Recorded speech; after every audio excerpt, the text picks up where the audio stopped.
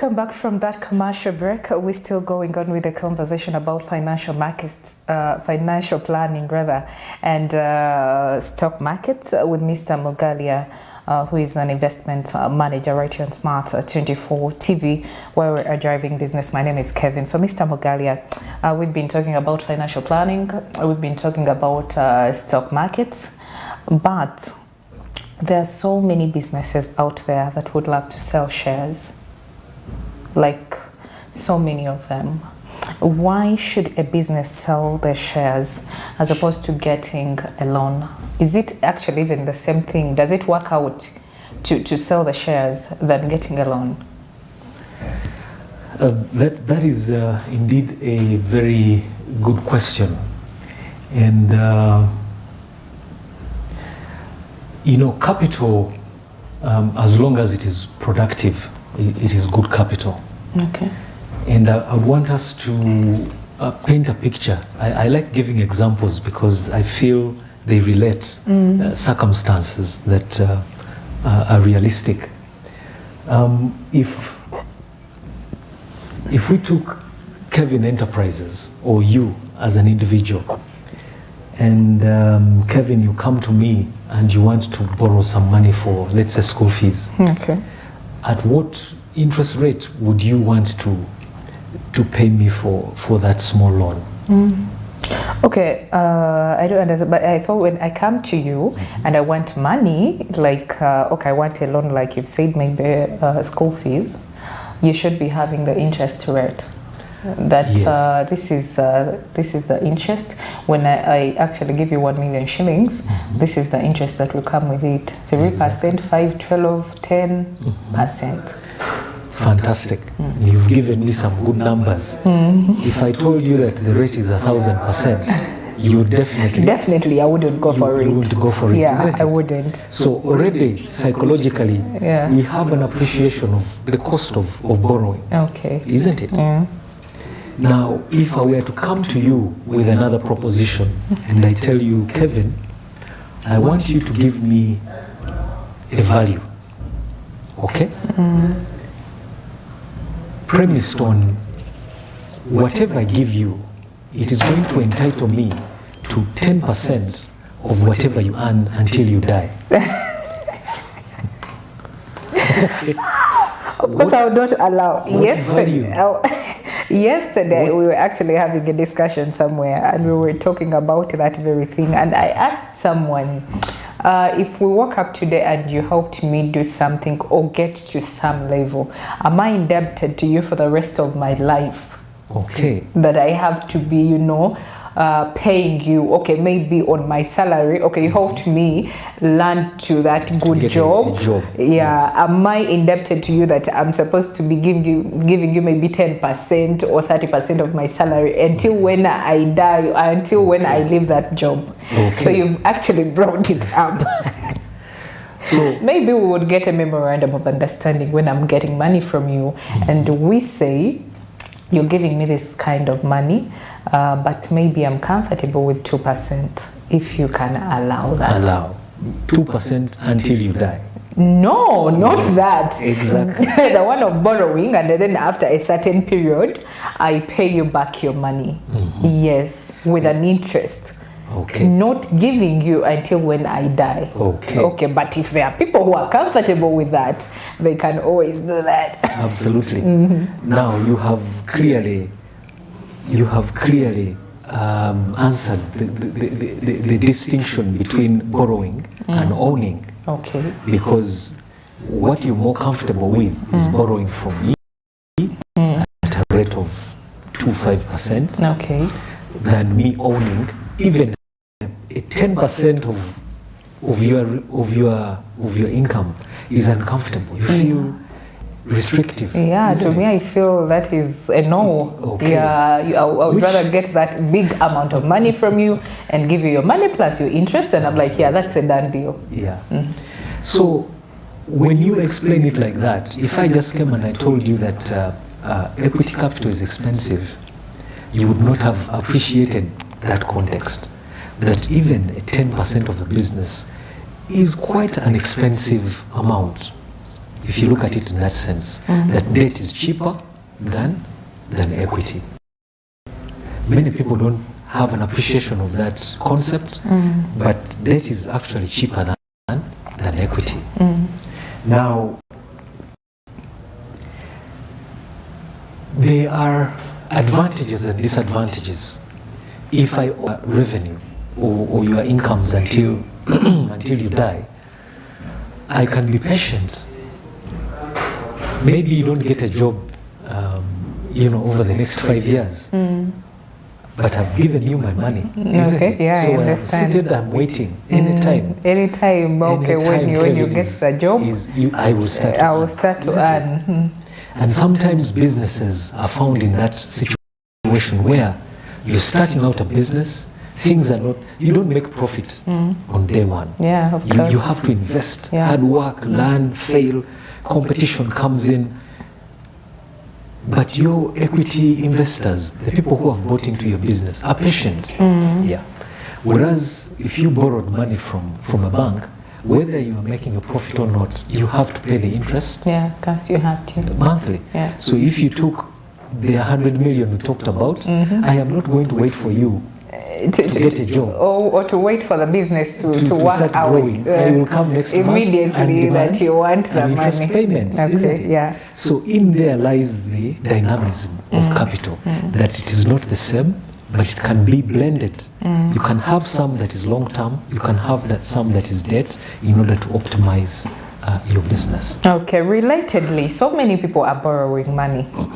Like putting aside the selling of shares and then the loans, so many people are borrowing money. Various people, different people are borrowing money for different reasons. Yeah, people have so many issues. We've just been having COVID around. People are just, retrieving back. The economy has been down and so much more.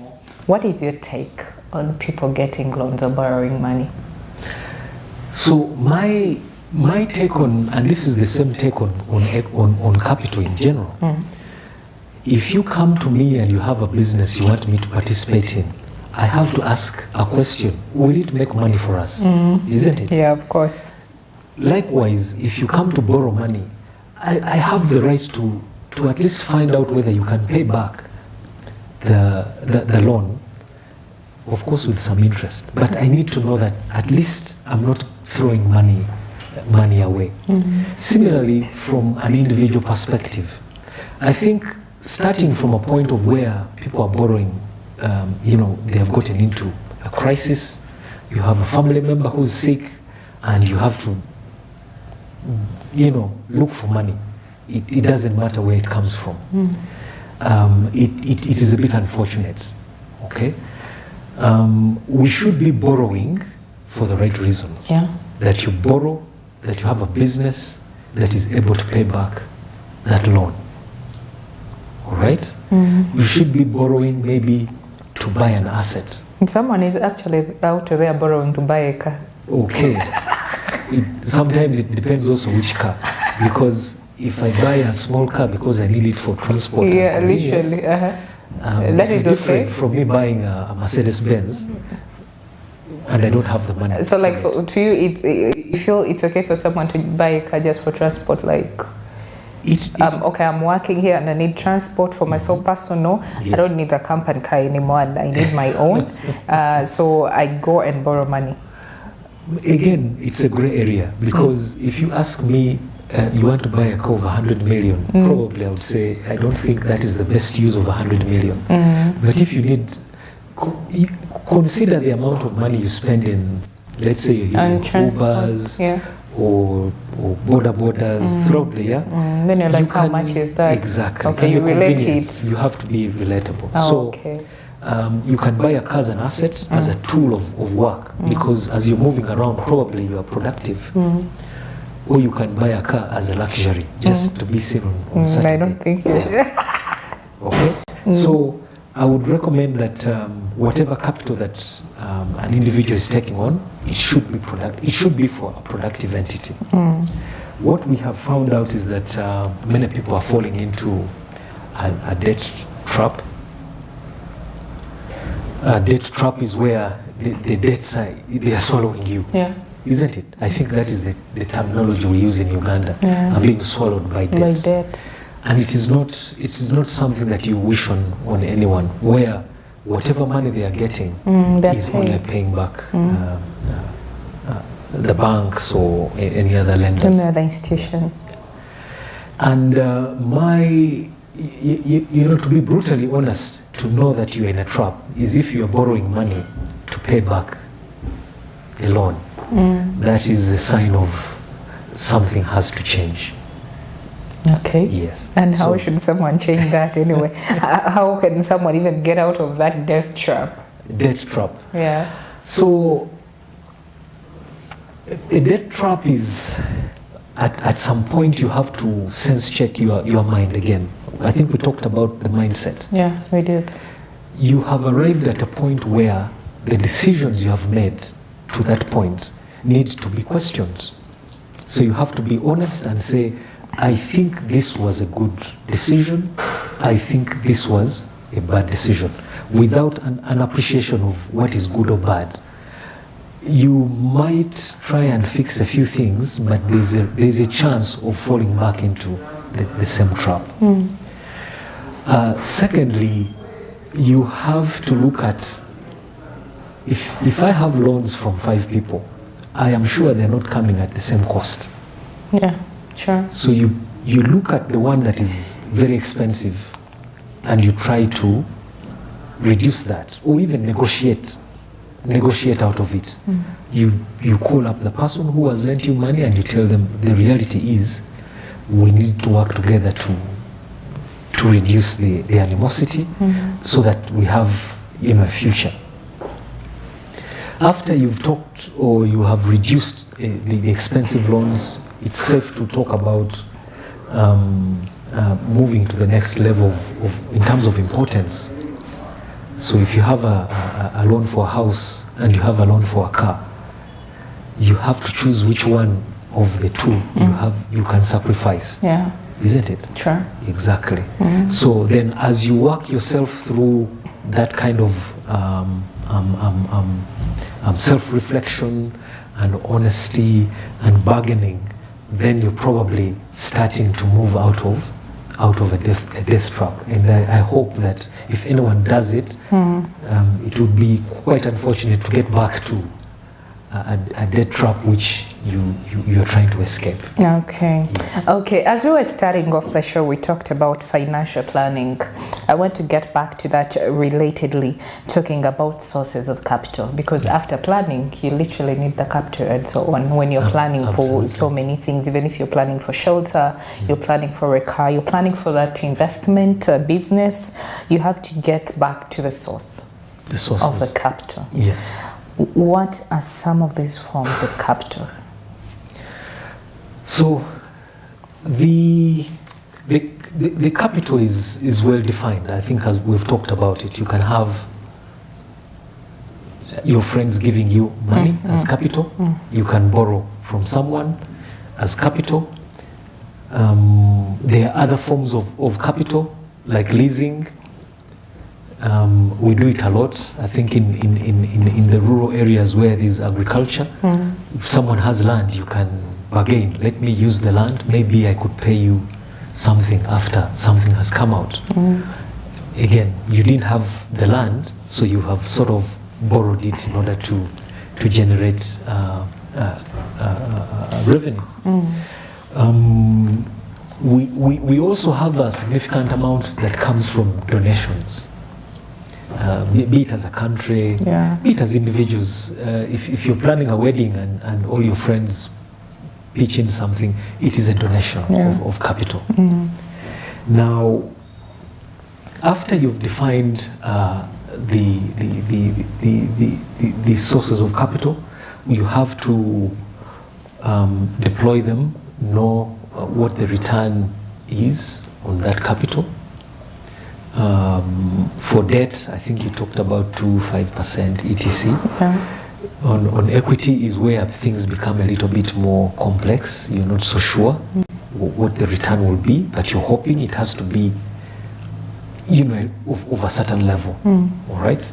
And usually we from our side, when we're looking at businesses, then we demand a relatively higher return on capital for equity than for debt. So if banks are lending at about 15-20%, you would expect that equity capital is going to come in a lot higher than that. So those are the in terms of sources of capital and the related cost, because you have to know that yes, I might go and get it, but it's not for free. Of course, there is always it's not for free. Yeah. And you have to make a conscious decision of how much should I get from this category, how much should I get from the other category. Yeah. Oh wow! Like talking about what comes with some of these forms of capital.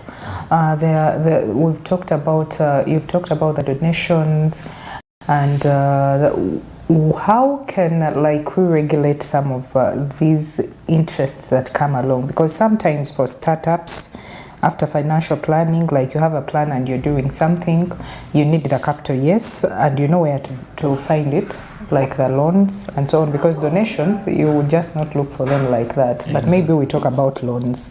How can the interest rate be regulated? Because sometimes it's too high for startups. Well, we are privileged at least to be in an economy where demand and supply determines the cost of things. We buy sugar. Okay, I think the price has doubled now, but we buy it because something at a certain price, because that is where you who wants to buy and the person selling are willing to agree on a certain level. Many people have complained about the cost of debt itself.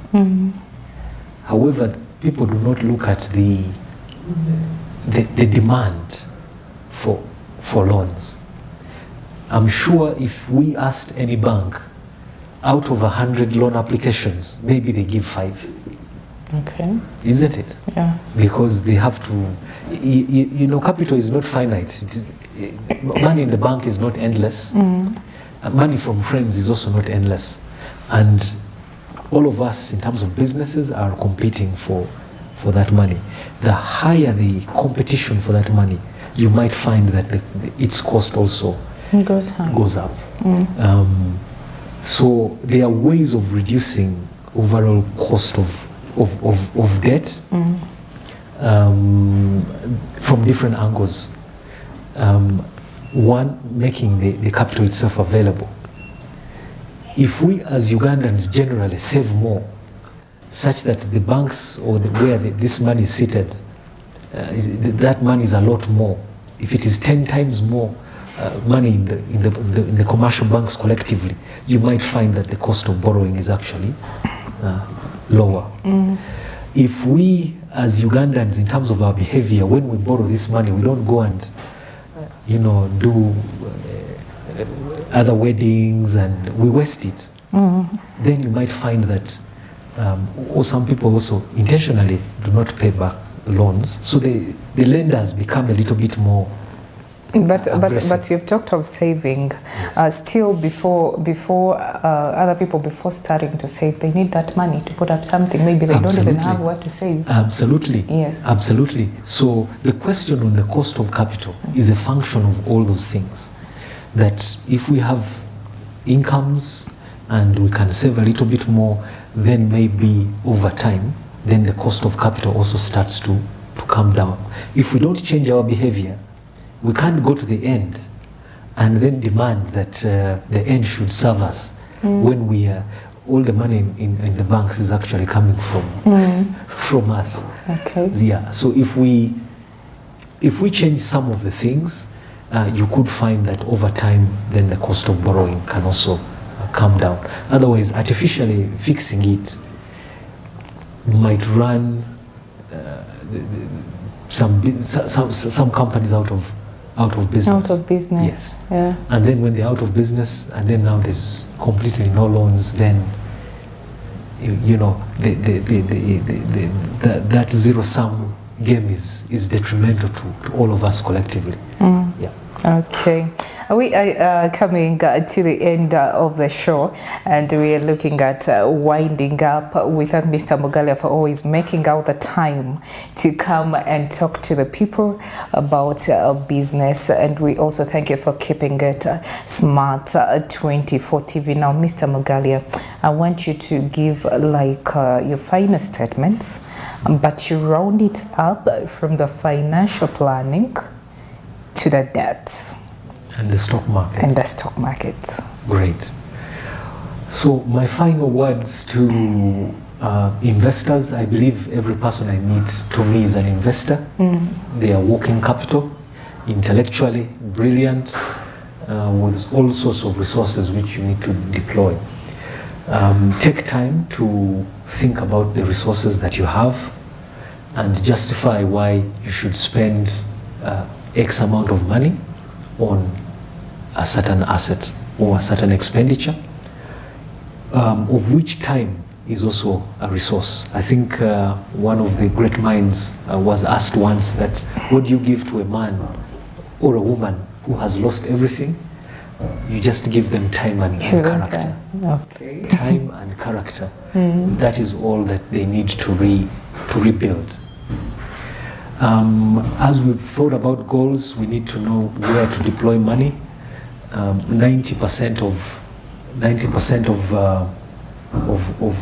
us might not know where to deploy this money in terms of investment. Please look around the stock market, the debt market, and make an assessment for yourself in terms of cost, benefit, and the like. Lastly, as an individual, then we need to plan beyond ourselves. It's important to think about others, even beyond your own family. What are we contributing to society as a general rule? So I would encourage everyone to think about those three items. Thank you. Oh, thank you so much for coming through. Thanks for coming to Smart 24 TV to have a word with our people, because finances, it is a key thing. In whatever we do, look at finances, but also we have to get the financial discipline. We have to know where we get what and how to do it. It has been the financial markets. Remember, every Monday to Friday, we always have it right here on Smart 24 TV, where we are driving business from midday to 1 p.m. But still, we shall be having news at the top of the hour, that is at 1 p.m. in Luganda, so you keep it locked to Smart 24 TV. My name is Kevin. A very good afternoon.